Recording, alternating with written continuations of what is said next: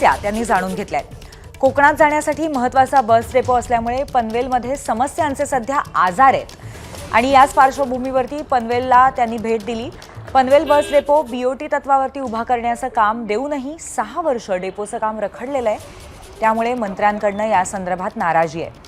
पनवेलप्रमाणे राज्यातील सर्वच डेपोंची अवस्था दयनीय आहे असलंही चित्र सातत्याने पाहायला मिळतंय। परंतु पनवेल बस डेपोच्या बाबतीमध्ये प्रताप सरनाईकांनी अचानक एक सरप्राईज व्हिजिट दिली आणि अनेक समस्या जाणून घेण्याचा प्रयत्न केला। प्रताप सरनाईक सर, काय म्हणाल? आता तुम्ही एसटीचा आढावा घ्यायला सुरुवात केलेली आहे।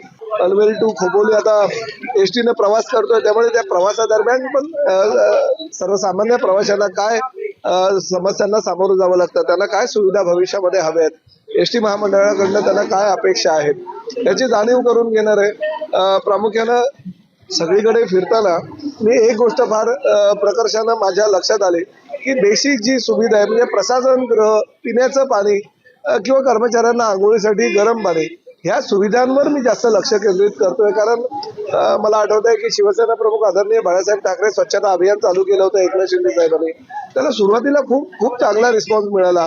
आम्ही आमच्या कर्मचाऱ्यांना बक्षिसं पण द्यायला सुरुवात केली, परंतु गेल्या 6-8 महिन्यापासून तर बघतोय की त्या योजनेचा बोजवारा उडालेला आहे आणि अशी परिस्थिती निर्माण होता कामा नये। एखादी योजना आणि ती शिवसेना प्रमुख बाळासाहेब ठाकरे यांच्या नावाने जर चालू केली तर ती अजून त्याची जास्तीत जास्त अंमलबजावणी चांगल्या प्रकारे होणं गरजेचं आहे।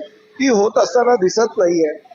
आता पनवेलच्या एसटी स्थानकात मी बघितलं की स्वच्छतागृह योग्य नाही आहे, कर्मचाऱ्यांना पिण्याचं पाणी नाही आहे, प्रवाशांना पिण्याचं पाणी नाही आहे, कुठेतरी पाणपोळी केली आहे ती ठेकेदारांना पत्र लावून बंद केली आहे। आपल्या आरटीओच्या ज्या बाहेर रस्त्यावर जप्त केलेल्या गाड्या या आगारामध्ये आणून डंप केलेल्या आहेत। ही परिस्थिती होता कामा नये। हे काय डम्पिंग स्टेशन आहे का? आरटीओ माझंच डिपार्टमेंट आहे, पण त्यांनी दुसरी जागा बघायला पाहिजे आणि बाहेर जप्त केलेल्या गाड्या ह्या ठिकाणी तुम्ही 2-2, 3-3 वर्ष आणून टाकताय, म्हणजे ही योग्य नाही। तिकडे प्रवाशांना उभं राहण्याची जागा नाही, बस लावण्यासाठी जागा नाही आणि तुम्ही त्या तुमच्या गाड्या आणून ठेवतात, तर त्या ताबडतोब हटवण्याचे आदेश मी दिलेले आहेत।